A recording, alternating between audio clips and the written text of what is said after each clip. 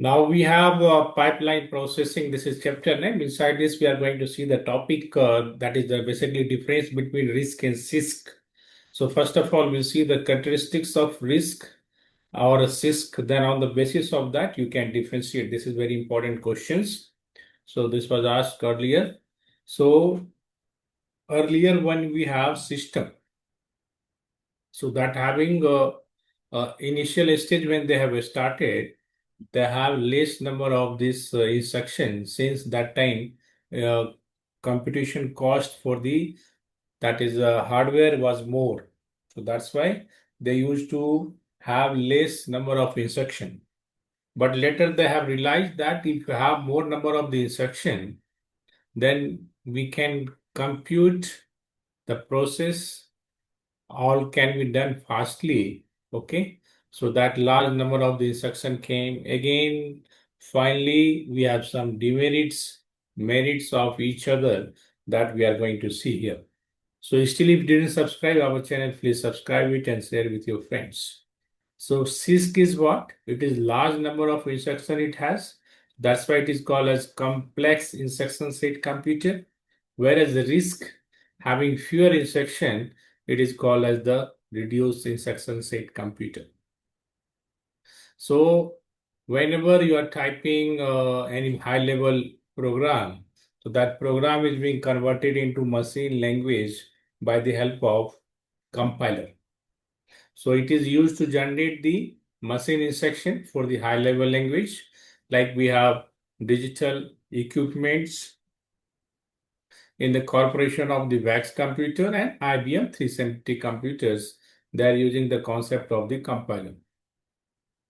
Then we have incorporation of variable length instruction formats. So that is happening in case of CISC. So suppose, for example, that register operand required the 2 bits length instruction, whereas memory may need the 4 bits of the instructions. So that having adaptability, they can adapt the variable length. And here instruction provide the direct manipulation by using different addressing modes. Already we have a separate lecture for the addressing modes. So that also you can see. That is also important question.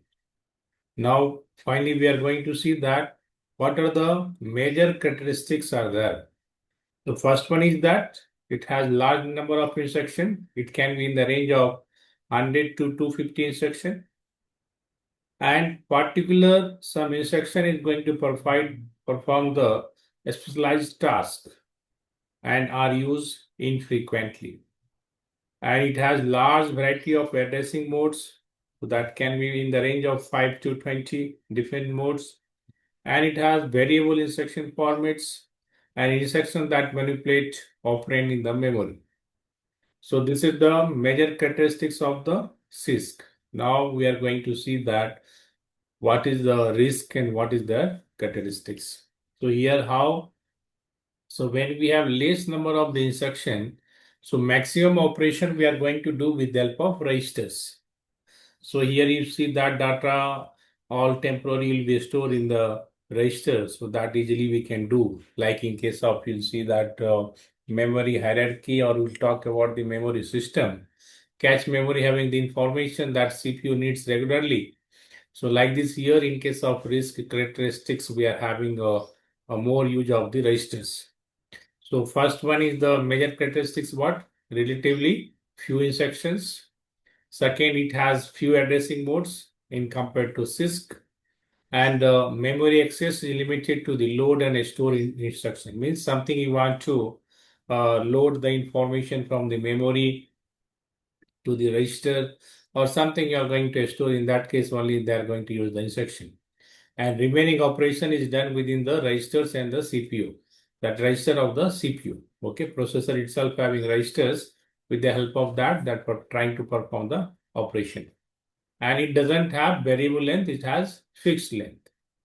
So it's easy to decode, and it has single cycle instruction execution, and it is going to use the hardware control in compared to microprogrammed control. So we have separate lecture for hardware control and microprogram control earlier. That also you can see. And the small set of instruction is mostly here for the register to register operation, how they're going to perform.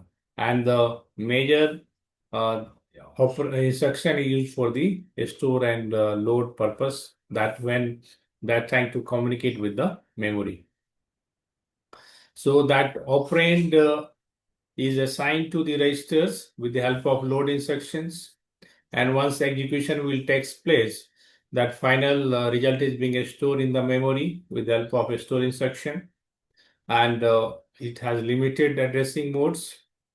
So that is for the register addressing modes. We have immediate operand and relative modes. And instruction length can be fixed. That is for easy decodes. And we have seen that we have hardware control so that we can have faster operation in compared to microprogram control. Some other characteristics: it has large number of the register in processor unit, and here overlapped register windows to speed up the operation. So that, and again, if we have efficient instruction pipeline, so later we are going to see about the pipeline also. And the compiler is going to support the efficient translation of the high language into the machine language program. So that is happening in case of RISC and CISC. So sometimes question they're going to ask, differentiate between RISC and CISC. Generally, this type of question they're asking. Okay, or maybe sometimes objective question also about RISC and CISC. So that is the about the RISC and CISC. Thank you very much.